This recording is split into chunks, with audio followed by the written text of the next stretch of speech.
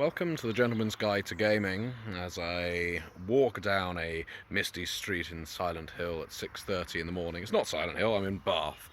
Bath is a city in the UK, well known for its Roman baths, hence its name. Once was known as Aquaesulis, and it still has functioning Roman baths, aqueduct and the like. I covered it in great detail in V20 Dark Ages Companion because of my love for the city and because I know an awful lot about it. I think it's a city with very interesting history. But anyway, I'm not here to give you a guided tour of Bath. I'm here walking from my host's house, my lovely host's house, to the railway station, following an evening playing in the Bath Camarilla LARP. Bath Camarilla is a Victorian age vampire live action roleplay, and it's a, as the name implies, Camarilla domain, and at one point I was the prince in this domain. This is the only only consistent LARP I have ever attended. And that is to say, it runs every 2 to 3 months. I attend whenever I can, generally NPCing rather than playing, and it's the only one I've ever played like this. I've played plenty of one-shots now at conventions, but this is the only one I've played with a consistent character whenever I can attend. And it's a scene, there are players, it's a setting, and a host I love very much. I think they're all fantastic. It's a brilliant setting, it's a wonderful city. I mean, you can see just walking alongside it. Bath is well known for the fact that it uses the same material of stonework throughout the entire city. It's uniform pretty much, and that means, and you're probably going to disabuse me of that notion by finding some stones in the background that aren't as I describe, but it has a common aesthetic and the walls look pockmarked and shadowy. Bath is, at night anyway, but in daytime Bath is absolutely beautiful. It's stunning with all these white and golden buildings. So it's a lovely city. It's a lovely city in which to run a vampire game because of its rich history. And I wanted to talk a little about the game. I wanted to talk a little about my LARPing experience, and I wanted to ask you whether you LARP and what games you do LARP. You may not LARP in Vampire, World of Darkness or the like. You may play other games live action like Dystopia Rising, which, small plug, Onyx Path Publishing are releasing the tabletop role-playing game for. Currently working on it. So in this game, as I say, I used to be the Prince of Bath, Arcadius Augustus, the grandchild of the god Emperor Mithras. Long may he reign. Just some other lovely buildings just walking by, and if anyone would see me, they'd think, why is that guy doing pirouettes on the pavement? And it was a game in which I was Prince from the start of the Chronicle. And apologies for the traffic, unfortunately I can't control it. Thank you. Until some of the Ventru, my clan, launched a mutiny against me and attempted to destroy my precious locomotive. As I say, as a Victorian era LARP, my character, the Prince, was obsessed with the idea of having a rolling Elysium in a train carriage running from Bath to London. And he was fascinated by the idea of this railroad invention and what it could mean for vampires. And when this became known, some rather aspiring, ambitious Ventru decided, well, this is a perfect way to remove him. Sadly, their plot was foiled. Some of my gangrel spies found out, and I decided around this time, after calling a blood hunt on the perpetrators, that then was the time to stand down. If people were unhappy with my rule, I could clamp down with an iron fist, or I could step down and put a proxy in my place. So I did. And it was great fun going through all of that. And I disappeared from the game for a while because I had many other things to do. This was around the time I was heading to Sweden fairly regularly, so playing in this game became quite difficult. Now, the return that I just made was something of a cameo. It was a surprise. No one has seen the exiled Prince, Arcadius Augustus, since he stepped down. They all thought he'd gone to Calcutta, the domain of which he is Imperator. He was Consul Maximus of Sulis, Bath, as far as he was concerned, an Imperator of Calcutta, a warlord figure. And he arrived back to some shock and awe, and it was quite a gratifying feeling seeing players, because we didn't announce that I was arriving, seeing players react, both in character and out, to seeing the familiar costume, familiar mask, and so on of Arcadius Augustus, and the deference and respect they showed. You know, it's really good boosting for the ego, but it's also excellent knowing that the character had left a mark. And I came as an envoy of Mithras. I've been lowered in status, no longer being a prince. Having stepped down from the role, Mithras wasn't terribly happy. And since my departure, they've been through about 4 successive princes, because no one can hold a domain like a Ventrue. And yet, getting to meet all of these players again was fantastic. You know, lots of hugs, lots of kind words, lots of fantastic roleplay, of course. And I have to tip my hat, were I to wear one, at the Bath Camarilla group, because they were incredibly welcoming to see me back and reintegrated my character immediately. Whether I come back permanently as Arcadius Augustus, because I do have another character lined up, I'm not sure. But one thing I do know is I would certainly like to re-attend this group with some regularity. My intention this session was to pretty much communicate that London wants Bath absolutely loyal. It will support them. It will support Bath as long as Bath remains loyal to Mithras, specifically over the Camarilla. And I communicated that. Met up with some old friends, some old enemies, murdered one of the mutineers that tried to kill me in the first place, and yeah, generally had a good time. Now, other LARPs that I played in are mostly all World of Darkness. I played in Enlightenment and Blood, and the name I forget of the game that was in World of Darkness Berlin, the Nordic LARP. I was at the Grand Masquerade, as I may have mentioned, and the Convention of Thorns.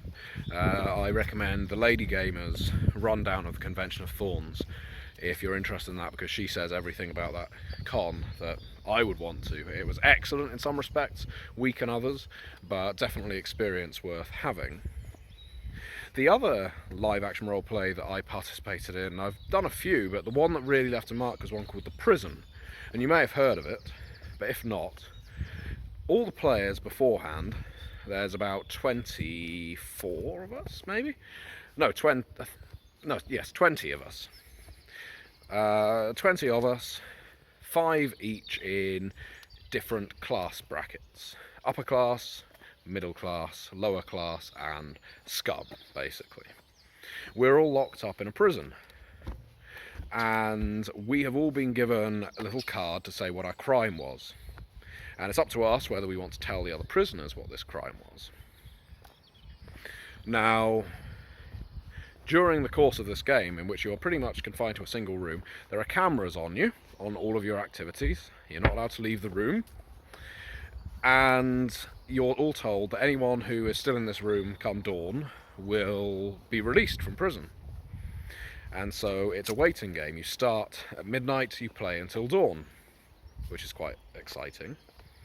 But then the GM steps into the room about 10 minutes in, after everyone's introduced themselves as much as they want to, and says, 2 of you will have to choose an inmate to be executed.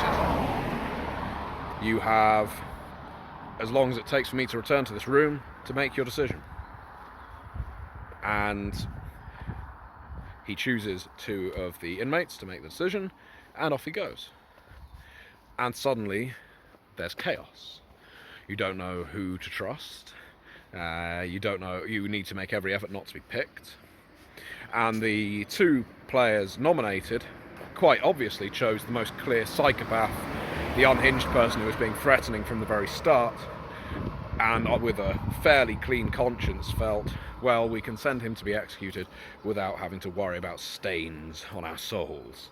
And so they selected him, off he went, heard a gunshot, and then it all was silent. About 5 minutes later, in comes the guard again.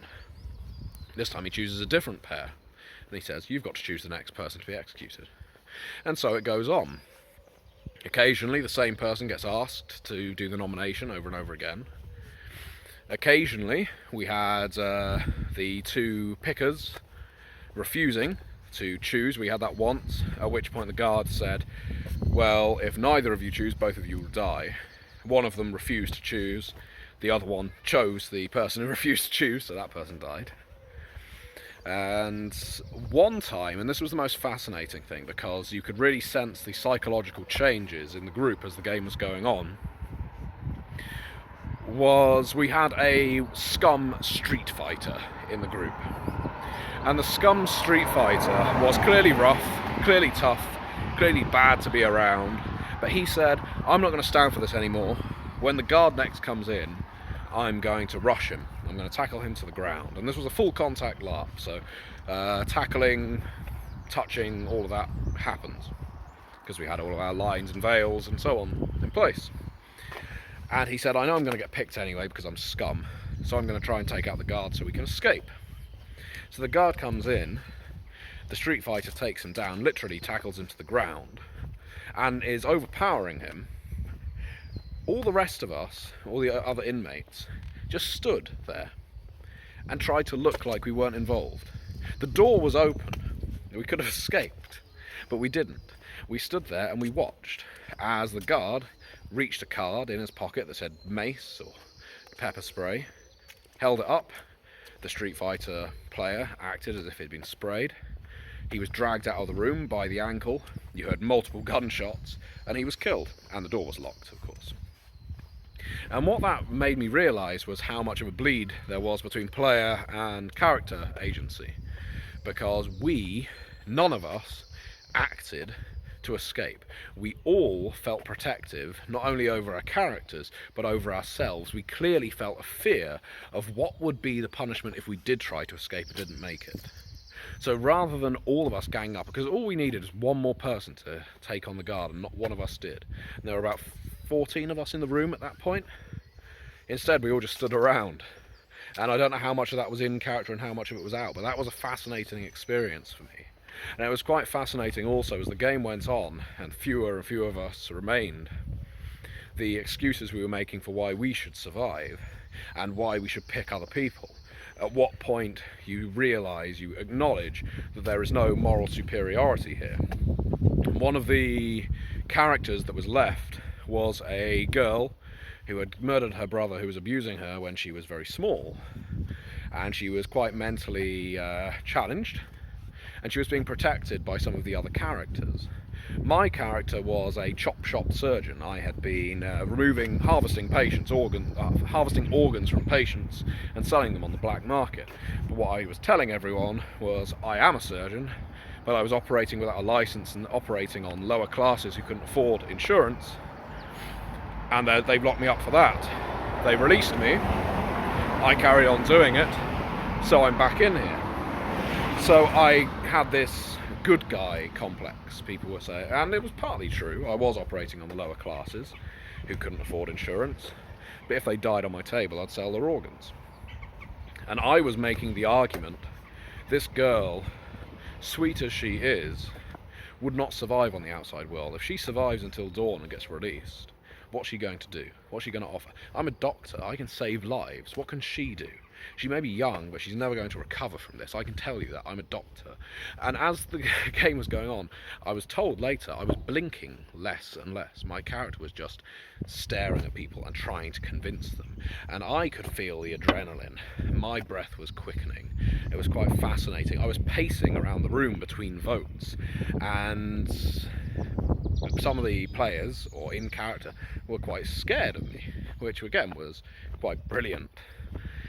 And by the end of it, here was the twist, and if you've not played in the prison before, or you're interested in playing in the prison, cut off now, because I think this may be a major twist. I don't know whether it's protected, but if it is,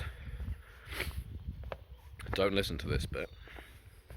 The twist when we got out, because I survived until dawn with about 4 other characters, including the girl they were going to nominate me next, I guarantee it, because they were starting to see me as a cold-blooded sociopath type, was, although the characters were dying as they went out, it was the players of the characters being eliminated that were kind of taking over the role on the console with the cameras and listening in to everything we were saying.